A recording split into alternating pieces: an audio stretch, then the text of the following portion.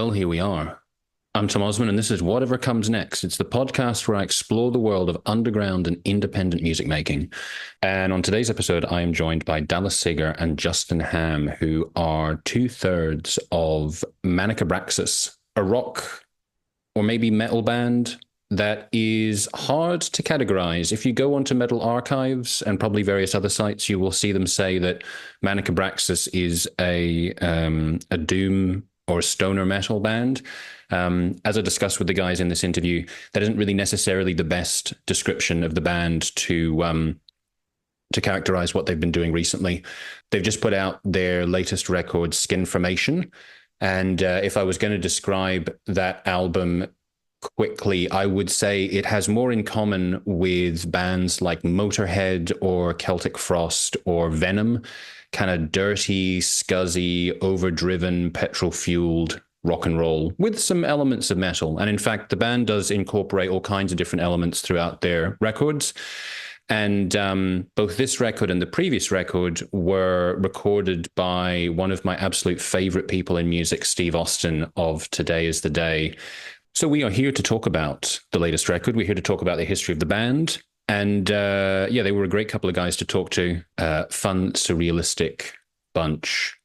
So anyway, this episode comes in a slightly peculiar time in that at the beginning of this week, the week of me recording this introduction, my now former computer decided to die right in the midst of me uploading or downloading, I should say, another interview that I'd just done, which may or may not be lost, along with two other interviews, which I very foolishly had not saved somewhere else. So I am currently keeping my fingers crossed that a company that I've given my old laptop to is going to be able to extract these files. In the meantime, the show must go on. I have a new laptop, and I've been doing other interviews. So this interview is going out slightly earlier than planned. I'm having to find all of the files, use different programs, just basically kind of start things afresh. So that's my excuse for why, having said that I was going to now consistently be putting episodes out every Tuesday, for there suddenly being a gap. It was an unexpected catastrophe. But here we are. We're getting this back on track. You can follow Manic Abraxas on Instagram, where they're most active, which is Manic69Abraxas. And you can also get a Linktree link in their bio that will take you to various other places like their Bandcamp, Facebook links, links to other interviews that the band has done. And other than that, I will allow Dallas and Justin to speak for themselves. And if you would like to see what I'm doing musically, you can go to tomosmansounds.com. I've just finished making an album with Augurio Drama, which is going to be coming out on Drama Recorder. There is no date for it as of yet, but hopefully there will be soon. And it doesn't sound like Manic Abraxas. I don't know what it sounds like. It's, it's kind of weird, surrealistic spoken word with techno and ambient and noise music, something like that. So you can check it out there. And if you want to follow me, I'm on all social media at Tom Osman Sounds. And with that, I'm going to play you a little clip from Skinformation, and I will play the track in full at the end. And for now, there is nothing left to say, but Justin Hamm and Dallas Seger of Manic Abraxas, take it away.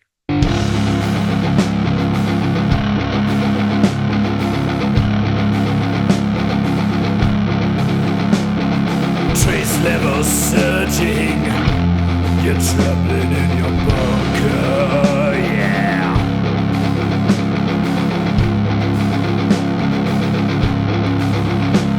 Pale transmission complete, my biomorphic hunger.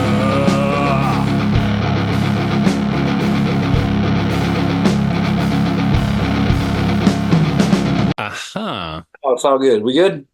There we go. We are good. You are now just shrouded in a little bit of darkness. Yeah, sorry. Had to make do with the location. No sweat. So, nice. There you go. A nice little lamp. So Dallas, is this Justin or is this Tom? This is Justin. Nice to meet Justin, good to meet you too. So that's very cool. I'm glad that I've got both of you here. So we get two different perspectives on the band. Correction, one perspective. The right perspective. Yeah. Cool. Well, yeah, we are here to talk about Manic Abraxas, which is fortunate because both of you are in the band, and your latest album, Skinformation. But I actually just wanted to start off by asking you, Dallas, about your day job, because making guitars, making custom guitars sounds like a pretty cool job. So how did you end up doing this, and how did you end up having your Seger Guitars company? It's the coolest job. Just being tenacious. I just never gave up on it. It's all I ever really think about, and I kind of have to do it. So, yeah, I think if you do anything with enough reps, it's going to take off eventually. So, put it quite simply. And did that start before or after Manic Abraxas started?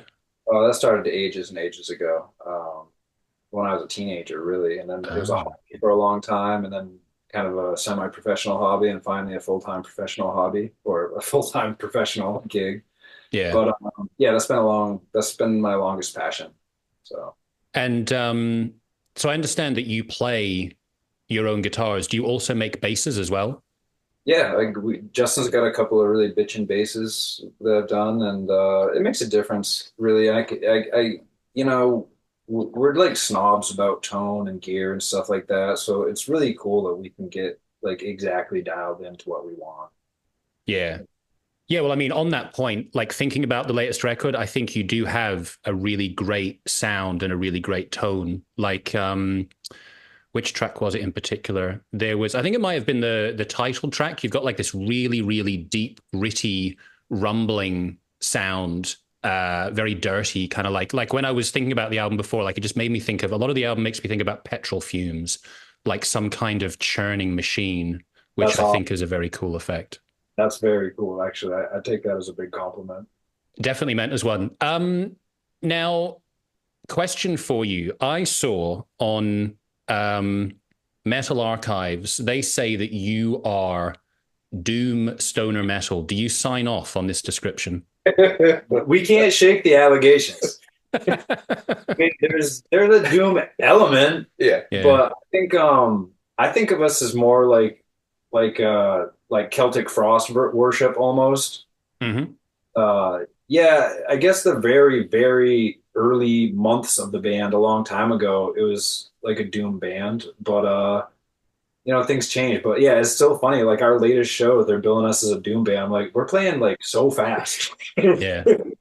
I think people just have trouble trying to pigeonhole exactly what we're doing. So Yeah. it's easier for them to be like, well, they used to sound like that, so I guess they still do, you know. Yeah. Yeah. Which the elements are there, but you know, definitely playing faster. Yeah. Yeah, I don't know, like if your first two albums are kind of like intentionally pushed into obscurity, but I have heard some of the songs on your first album, and I think you do have a track on the first album that's got something about weed in the title, right? So I can kind of see how people would make the stoner connection there. We don't do that stuff. Allegedly. Okay, in a parallel universe.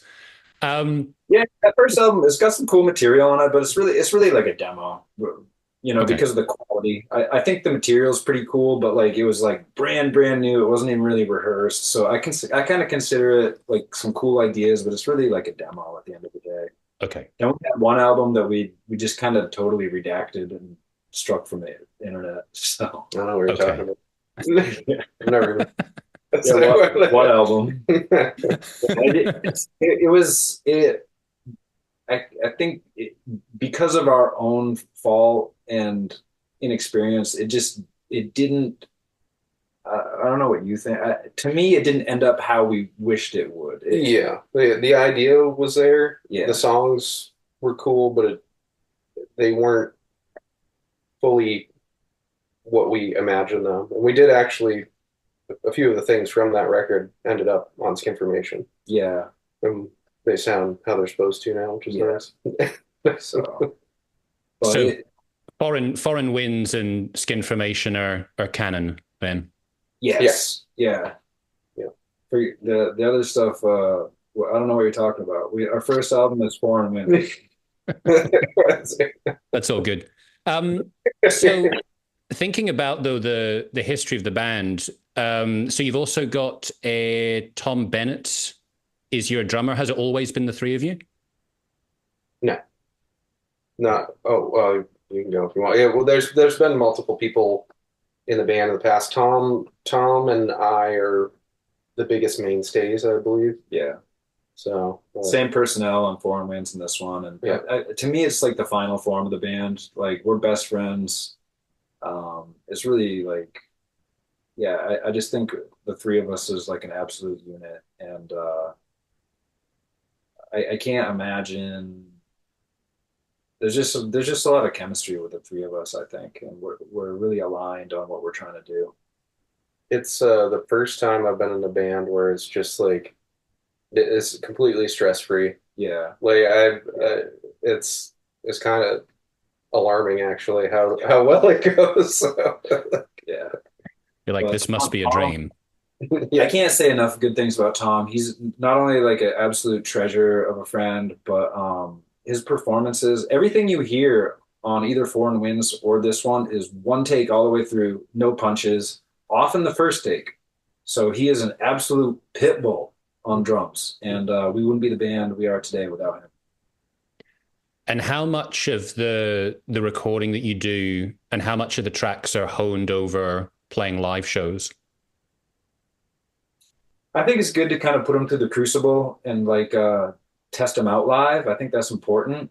And luckily, we got to play a show right before we started tracking this and kind of get him under our belt and kind of go through that process. But I don't know if it's like a make or break thing. What do you think? I don't know. I mean, like we didn't really play a ton last year. Yeah, hardly So at I think all. we had one show, we played with Today's the Day. We played in Massachusetts, right? I think we had like three shows. Yeah, But it's crazy. but No gigs. yeah. But yeah, that last show we played in Canada last December, we played basically the new record, and it was nice to like just get it out there, and people seemed to dig it. So Yeah, I think it kind of I think it checked a box for me mentally going into tracking it. Like I felt like extra on top of it for some reason. mhm. And in terms of playing live, like where is the furthest afield that you've gone to play? Probably Montreal so far. We're booking is like a frustrating thing for us because we're willing and we want to play out more, but I don't even know what do you think? I don't even know how to explain it. I just think people don't know how to take us. Yeah, Mm. good guess at that. So when we're getting booked for things, they're trying to fit us with like this is a Dune lineup or like that, or but I mean we could mold into anywhere. It's really not. Yeah. But I think people just have a hard time trying to figure out what's going on, and it's okay because it's the same with us. We don't know what's going on half the time anyway. I don't know. Exactly. It's a reflection of us. Yeah, I've interviewed a couple of bands that said similar kind of things to you. Like I interviewed a band called Grave Huffer and singer from a band called Fox Medicine, and they're both quite unusual in their own ways. And they both said a similar thing that like they get paired up or people don't know what to pair them up with. And they actually generally just prefer it if they have very varied lineups and people don't try and go, we're going to have like all doom or we're going to have all death metal. Or it's just like, just have a variety. Mhm. Yeah. Yeah. No, I feel that. And, we really love music, not just metal, but like all kinds of stuff. So we're really just grabbing from all over the metal world, then outside of the metal world. Yeah. So I think we have like a pretty diverse sound.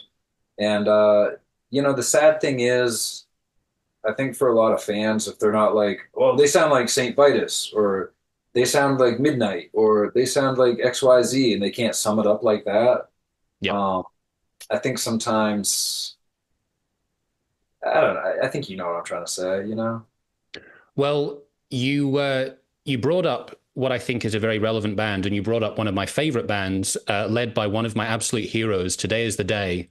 which is Yeah. a perfect example of a band that doesn't sound like anything. They don't fit in any genre. They cross various different genres. And I know that Steve Austin recorded, I think he's actually recorded both your albums, right? We recorded everything we've done except for that first album I mentioned. Except for the No, first one that doesn't exist. Yeah, exactly. I don't know what you're talking about. But actually, I forgot. We also have an EP that we never released. Yeah, but besides that very, very first thing, he's recorded us with everything, and he's the ultimate to work with for us. Because, like you said, he he really understands what we're going on. He's like, oh, it's cool. You got like Fields of the Nephilim, then Voivod, then you switch to Celtic Frost, and like, yes, like Steve gets it. And plus, he's an audiophile to the max. He's got serious mics, serious preamps, and he really knows his gear. And it's just a breeze working with him. He's so easy to work with too. Yeah. Just like the kindest person. Yeah. And he gets the best at anyone that he records. Yeah, he's really funny too. He's just a great guy. We consider him a mentor for Manic Abraxas, absolutely. Yeah. Yeah, I interviewed him a while back, not so long ago actually, about his forthcoming solo album, the kind of outlaw country thing he's doing. Yeah. And it was just like, it was everything I could have possibly hoped for. Like, he really was inspirational to talk to. Like, I came out of that interview just like, oh, yes. Like, whatever it is I'm going to do, I'm just going to fucking go for it. He was, yeah. So I can imagine working with him would be very energizing as well. Yeah, he's a really driven guy, and like I said, the focus. It's just crazy. Like even in the little things, like we're miking up, and like something doesn't sound right. He's like, hold on, boys, I got this. Then he'll come out and bust out like just a different mic and put. And then there's like, okay, that was the cherry on top. That was it. Don't touch anything. That was perfect now. So he really knows his gear, and his ear and his just whole talent with that is unbelievable to me. And in terms of like how hands-on he is with the recording, you know, like I know, like for example, if you talk about Steve Albini, he was always very much like, I'm not a producer, I'm an engineer.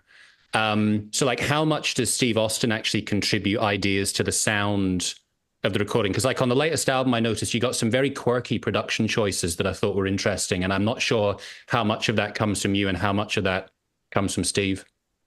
What do you think? I think quite a bit from Steve. I think he's, and I mean, 10 times out of 10, the idea is exactly what we were looking for. Yeah. He just knows, you know. But we always, whatever, I mean, a guy like Steve, if he's giving you an idea, is probably a good idea. So like, he's been around the block. So yeah. The recordings, like we definitely come into it with like complete songs. Like we know like the structure of the songs, and we come into it with a game plan. But then Steve will often have like little suggestions, like you said, on like the audio side, like let's thin this out, let's have like a weird effect on this. Sometimes I'll even like add in another layer of guitar that I wasn't even thinking about. We'll just do it off the cuff. Yeah. So I think you know I will listen to anything he says, because you know it's nice working with all these guys because I have complete faith. If I lay down like a vocal and I don't feel good about it, but the other three guys say no, it's good, then it's good. I won't overthink it from there. Yeah. But yeah, you know there's enough spontaneity in there working with Steve. It's really fun, and you know he's just he knows how to like just push it and push it and push it until it's all the way, you know. So how did you first meet? Because you've I don't know how often you've played with them, but I guess you've played with them a bit. Days a day. yeah, a few times. Yeah. So like, did you kind of meet him through playing with them, or did you already know him? The initial the bass player before Justin, and we had like it was still Tom and I, and there was our buddy DJ on bass, our good friend DJ. And DJ reached out to Steve because we were wanting to release some stuff. And I want to release this EP actually. It's pretty cool stuff. It's just a 2-song EP, and it's like 20 minutes of like pretty almost like prog-ish doom. And there's a bunch of synth bass in it, as well as a string bass and just heavy riffs and shit. So I do want to release that. It's been buried out. It was probably, do you remember how, it was a while ago, probably like 2015 or something. 2016. 2016. Yeah. But anyway, yeah, I'm getting off into the bushes here, but DJ was the one who initially did that. Then we went over there and began recording with Steve, and we just kept on going back. So now that's the EP, and then 3 full albums, one of which doesn't exist. And yeah, Talk about it's so weird to me too Yeah. that Steve is just here in Maine. Like Just around the corner. it's just like what? he's like 30 minutes down the road. And Justin can probably relate. Like, I'm a little older, so like, back when I was in high school, like around like 2000, 2001, I was just I'd look through like the relapse magazines and stuff like that. I was like, today's the day, and all these like, and like early Mastodon and High on Fire and Neurosis and all this other shit. So it was a really exciting time. And then being into all that, the relapse world, and today is the day, then fast forward and we're like hanging out with him and recording, and he's like giving us like sage like advice and stuff, it's a trip. Yeah, I remember going to the local record store and buying Temple, and now just hang out with Steve. It's very tough. So it's cool. Yeah, it must be wild. Going back to Skinformation, so you've got this very kind of steampunk sci-fi aesthetic going on with the visuals and with some of the titles, some of the lyrics as well. How much of all of that is kind of like a complete story? Is there a story that's actually running through the songs, or is it more kind of like the general atmosphere? I'd say it's the general atmosphere. There's it's kind of like a mishmash of different ideas, but all in the same world. Different stories taking place in the same strange cyberpunk world. Mm-hmm. Yeah. Well, we definitely wanted to have that as a direction, and there's like a couple even characters that appear in there, sometimes a couple of times. But Justin and I did all the lyrics, and we made it a point to like sit down and write and like collaborate more on the lyrics and the vocals in general. We're really trying to like get it to like a higher level than it did, a little more attention than we'd given it previously. So yeah, I guess it's a semi concept album in a way, but we're again, we're not a doom band. No, I think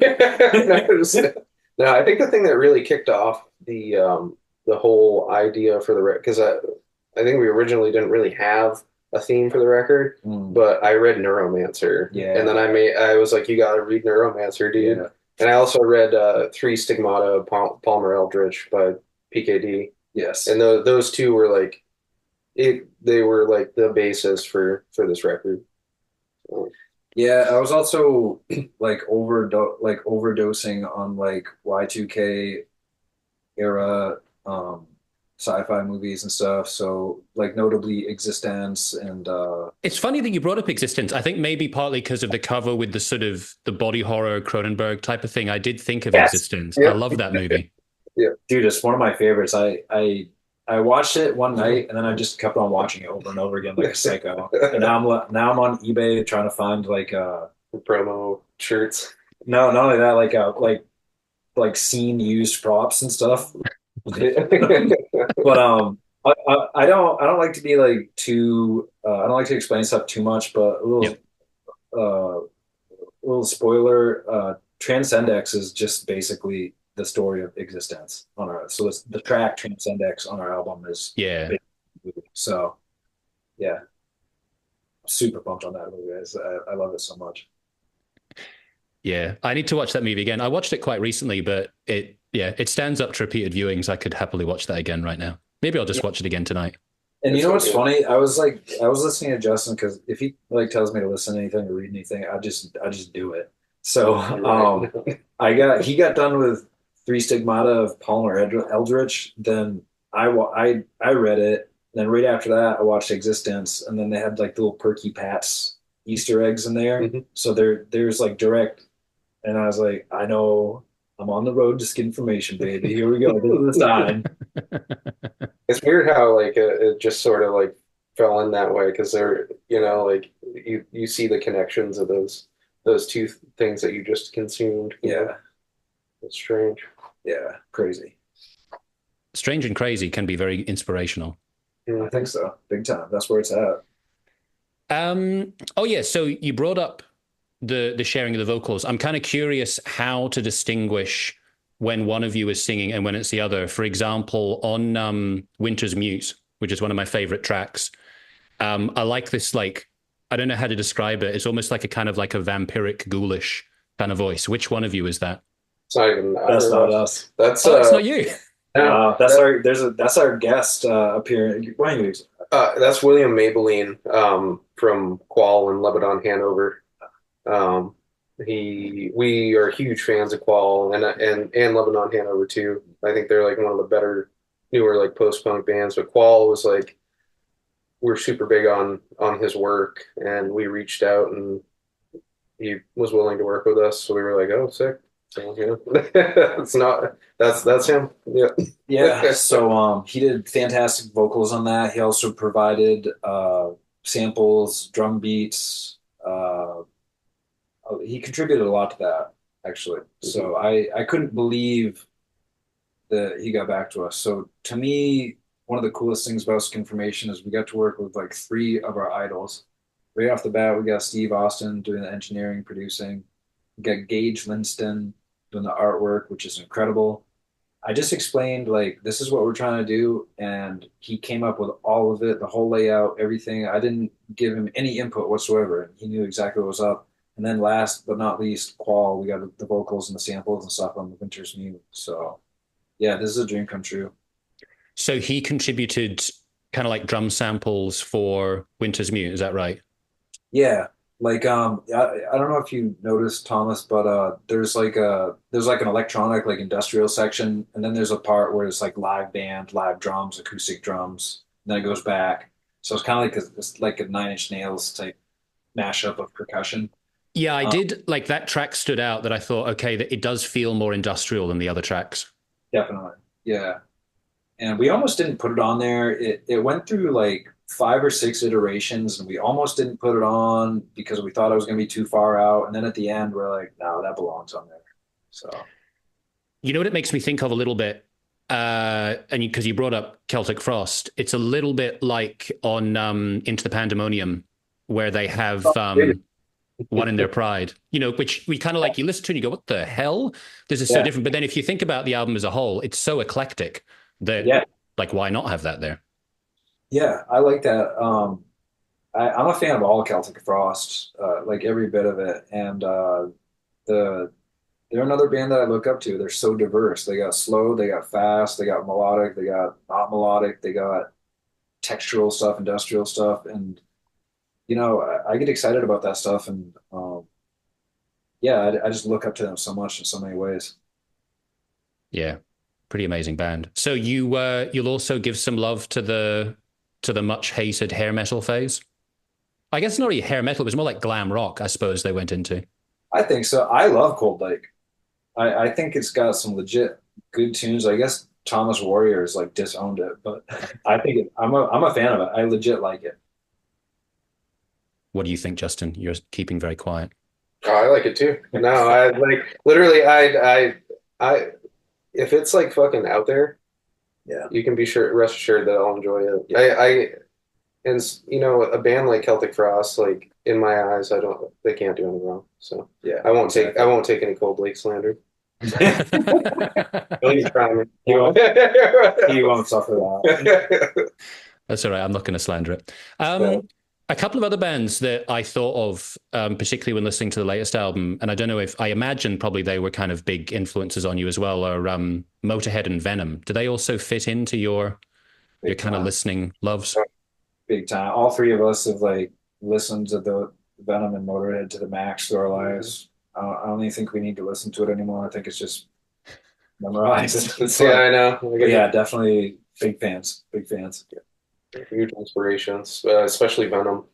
Yeah, And I mean Motorhead too, but I feel like Venom more so is yeah, very, very important band to Manic Abraxas. yeah. I think in a lot of ways, I think they were like trying to be Motorhead, but like push the edge more. At least that's Yeah. how I heard. So Yeah, and they sort of like, I guess they're sort of proto black metal. Like they're not, I guess it kind of depends like what you think of black metal as being, but I feel that quite a lot when I listen to your music. Half the time I'm thinking, this is not even metal, this is hard rock. And then I think, well, but it's kind of on that, it's on that edge, which does make me think of Venom. It's like you could call it rock and you could call it metal.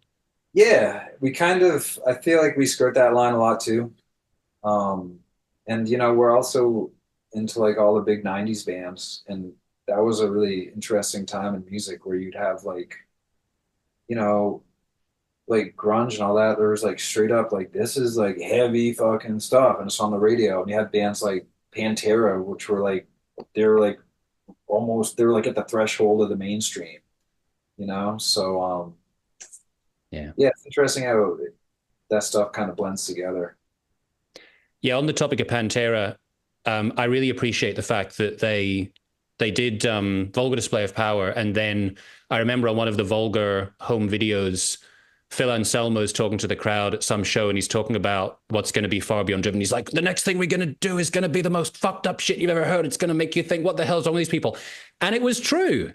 Yeah, It wasn't just like they really did. And it got to number one as well, which is absolutely mind bending. Like to imagine something like Far Beyond Driven getting to number one now. It is not possible. it is a coarse album, and it's got and they did it the right way. It's still catchy, and it still has like good production. It's listenable, but like there's straight up like Morbid Angel shit on that album, and like the harshest shit. So I Yeah. just think that's such a cool era of music, and I almost see things. I almost see things going in that direction again.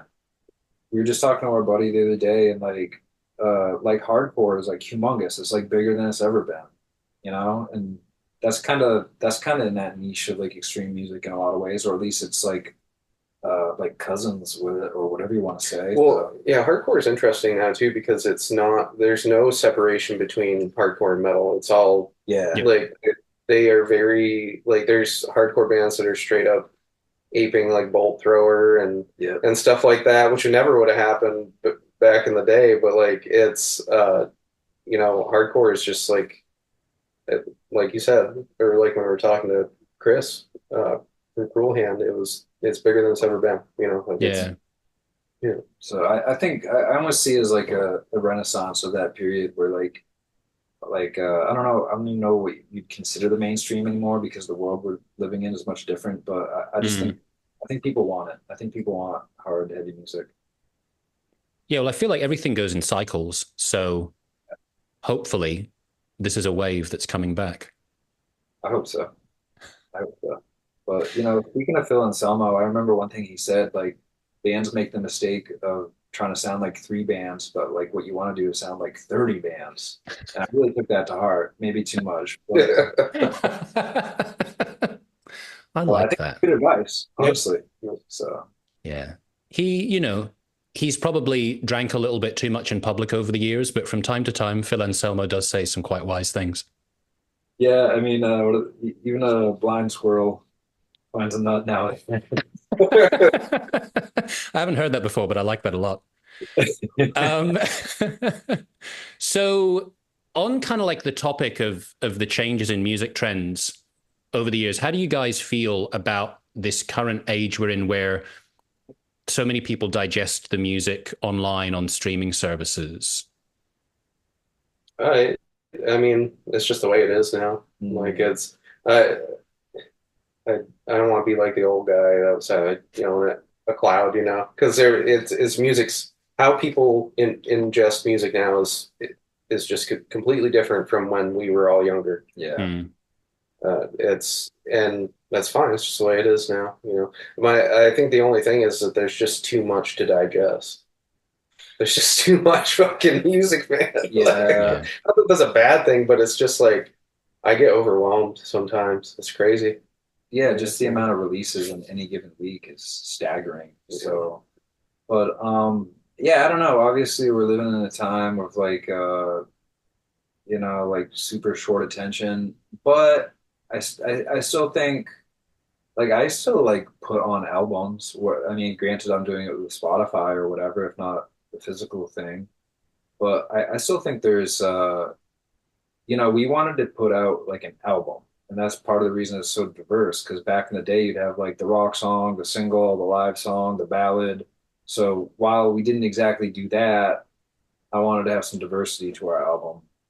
Yeah. And because I think at the end of the day, I think it's about putting out albums. Yep. That make it the whole package, you know, with Yeah. with all the art and Yeah. the we had Gage do the layout for the record too. Yeah. So like the CD booklet's all done by him. He did that like crazy ass like Sega Genesis band photo of us. Yeah, I love that photo. So it's like it's just more things to like, you know, the people that do pick up a physical copy, they'll be reminded of, you know, the things that you used to get when you were the things that got you pumped when you were younger. Yeah. Yeah. Yep. So, I mean, when I was a kid, I bought so many albums just off the cover art, and you know, sometimes they weren't as good as the album art, but in my experience, I think there's a big correlation between the ones with like killer artwork and what was inside them. yeah, yeah, for sure. Just being young, I remember getting Astro Creep by White Zombie, Oh, and like the whole insert of the booklet, yeah. you had all the like crazy art and Yeah. stuff like that. And that was very pivotal stuff for me. Hectic. Yeah. Yeah, I remember when that came out. I think I was a little bit scared. It was, I mean, yes, which is great. It's good to be scared. It's Yeah. good to Yeah. hear things and be alarmed by them. Yeah. You know, there's certainly a lot of stuff that freaked me out when I was younger, but then I was just drawn to. I remember watching when I was in fourth grade, I think it was. It was like 90, late 90s. Seeing the Come to Daddy video by Aphex Twin. That fucking altered my brain. Like I what did not like it at first, but then I couldn't stop thinking about it. You know, like Yeah. I had a similar thing. Like when I was growing up, it was like whenever around the time Far Beyond Driven came out, so I was like a little kid, and like the cool guy across the street who was a couple years older than me, Scott Willett, he showed it to me, and I was like, I can't, this is scary. I can't believe I couldn't get it out of my head. So yeah, I have much the same experience. Just yeah, I think that's really cool shit.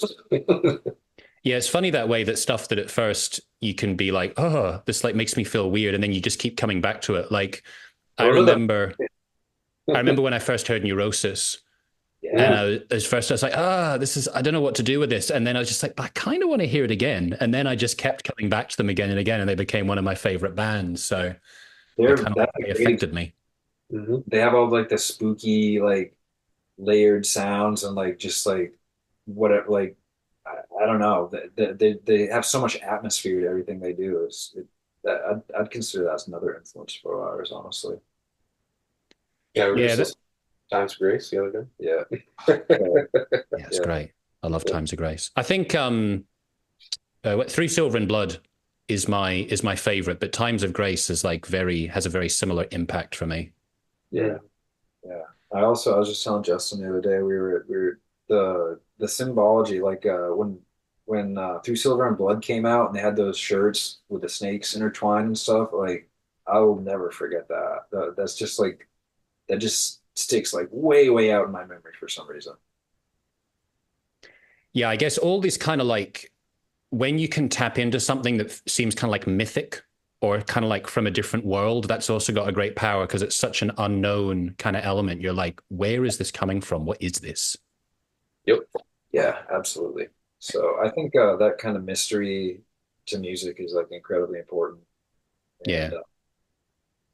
You know, it's I think sometimes people forget about that, but like all of my favorite artists are like I don't even know anything about them, and it's like I just think you know when you went back in the day with like a band like Led Zeppelin, they didn't like do press. It was like hard to see them, and they just kind of like, played it close to the chest. It was like I don't know if it was intentional or what, but like I think that I don't think they'd be I don't think they'd be nearly as powerful if somehow back in their day they had social media and they're like showing what they ate for dinner. They're probably all just so fucked up that they just couldn't do. Yeah, they couldn't be bothered. Just So good for them. But yeah, people forget about the mystery aspect of music, and I think it's like very important. It's hard to do now, Yeah, for sure, just because I mean, you have to toe the line of like you want people to hear your music, and yeah, the best way to have people hear your music is to be on social media and putting it out there. But yeah. You're made to be like a shill and like parade your shit around. it's just different times. But like, yeah, no, it's there's still bands out there that are mysterious, Yeah, and we appreciate them very much for sure. very big time. Yeah. So from that point of view of like the promotion side of things, like what do you um how do you want to promote the band? Like, do you focus your energy on the recordings, playing shows? How much energy do you put into that whole kind of social media side of things? What do you think? Oh, geez. I mean, we're probably not as active on social media as we should be, but Yeah. I think we're about as active as we're ever going to be. Yeah. Probably more so right now. It's just I don't know. What do you think? Yeah, it's just I I do a lot of social media with this guitar thing, so I've kind of like I kind of had enough my fill of it, you know what I mean? Mm. So I should probably do more, but I'm also yeah, I don't know how to say this. It's like sometimes like it's so easy to I mean honestly just be corny on there and then like your band you're like making little stupid skits but like only your bandmates think that shit's funny or something. You know what I mean? So Mm. yeah, I don't know, man. If I to tell you the truth, if I had any clue about any of this stuff, we'd probably be bigger. But yeah, We gotta it's get rid just of a our mystery. Facebook, dude. It's like so outdated. Yeah, the Facebook, it's like the hardest fucking thing to use. It never works. That site sucks though. Yeah. I feel like Instagram is like the spot for bands for sure. Yeah, yeah. Yeah, no, it's just I don't know, man. Yeah, I don't know. I don't know about the social media side of things either. Like I quit all of them for a while and then I came back when I felt like I was doing something that I wanted to promote.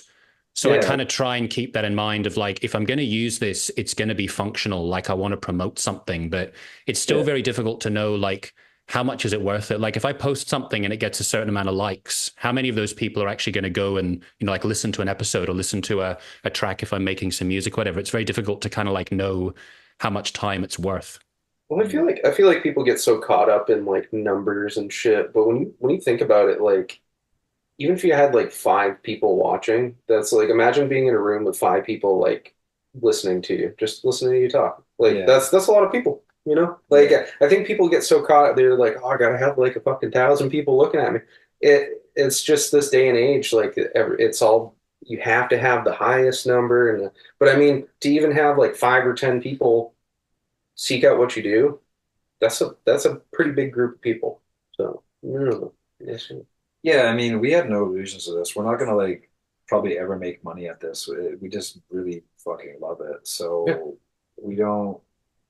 I don't see. We're grateful for whatever. Obviously, we had more pull, that'd be cool, but we just love doing this and feel compelled to do it for some reason. So And that's really, we'll continue to do it. I yeah, mean, we all have, we're all pretty content in our personal lives. yeah, We're doing things that make us happy. We're all thriving, and we get to play music that we like, and it's just like three best buds getting together and playing music. Like yeah. And like we've had some like rotten gig experiences and shit, and like it doesn't matter. We had the best fucking time. basically, we had one last year, and where was Yeah, it? tell me a horror story from your live experiences. I'm sorry, what was that, dude? Tell you about bad gigs. Yeah, yeah. Give me a horror story. I mean, we haven't really had any bad gigs, but maybe like we played last year in Cambridge with the fuck was their name? It's like there's two guys and a drum machine. They're like a fairly bigger like noise rock band. I can't even remember. And this band from Canada called Mares of Thrace. There's like two bands with two people in them, Yeah, and we played and like they're just I don't know. One thing that drives me insane, it's like we're all no better than like our counterparts. So like if you try to cool guy me, I'm just automatically gonna Yeah. we're just gonna clown on you. Yeah. So like it was just like a lot of like holier than thou attitude, and then they're that Looking back at it. the drummer of that Mares of Thrace band, like I don't know, he must have not known how to like stack his drums correctly because they fell over, and our drummer had just happened to be standing near them, and this guy, you would have thought like Tom like was holding his family hostage. He like thought it was Tom, and It was they- like it was, and we he were was going like this. we're trying not to laugh, but I mean, they just like after that, like they just did not want to be around us, and Yeah. it's like We got big time, basically, and what's the name of that band that played? I don't know. Whatever. It's something complex or something. austerity program. Austerity program. Yeah, so whatever. They Some real nice guys there. Yeah, we didn't like that. Fuck them. Sorry to talk shit to you. I mean, look, I've learned over the years you can't be everyone's friend.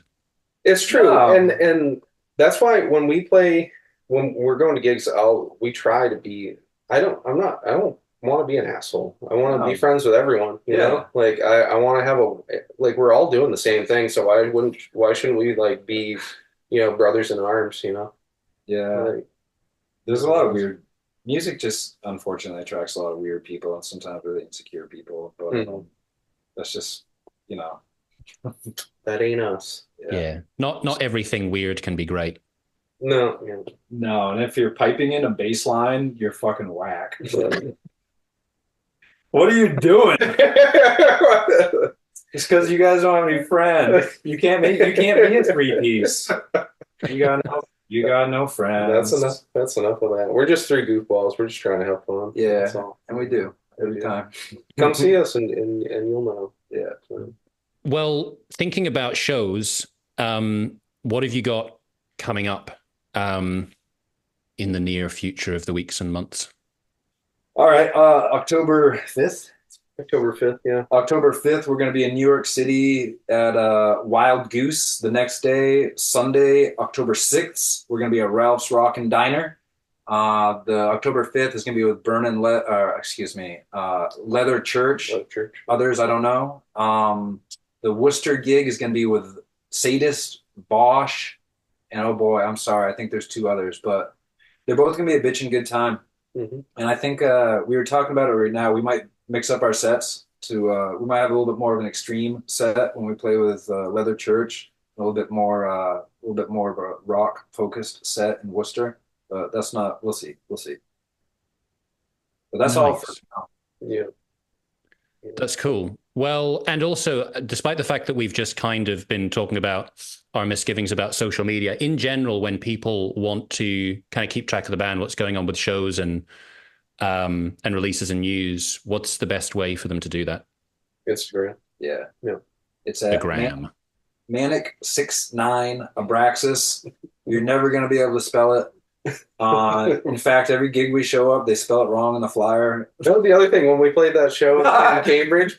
I think I have a picture of it, but they wrote our name on the board and it was Maniac Abraxas. And I was like, how do you even fucking get there? What happened? It's like they had like a stroke when they were writing it. I don't know, man. Like it was very bizarre. That was just a weird time. I don't know. That was a fucking weird fever time. dream.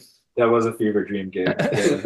Well, fortunately, in this instance, I'm going to put it all in the description, so I'll make sure I don't fuck up the spelling. Oh, I appreciate no, that, man. please do, dude. Well, we gotta see all It would the be alternate spellings. But yeah, Instagram's the best one. Manic69 Abraxas. We got a link tree on there with all of our interviews, our releases. We're opening a merch store, hopefully in the next couple of days. So we'll have T-shirts, CDs and shit like that. So that's Awesome. about all we got to plug right now. Nice. It's always fun to talk with people that do stuff that I admire. So thank you guys, and until next time.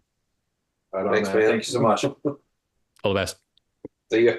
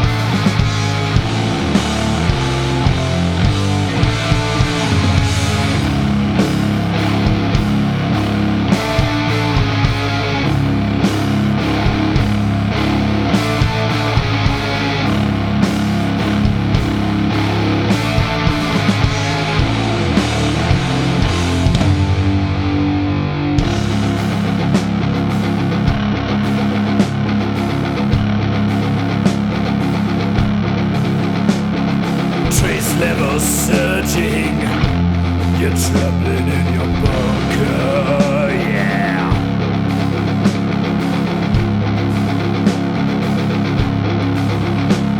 Pale transmission complete. My biomorphic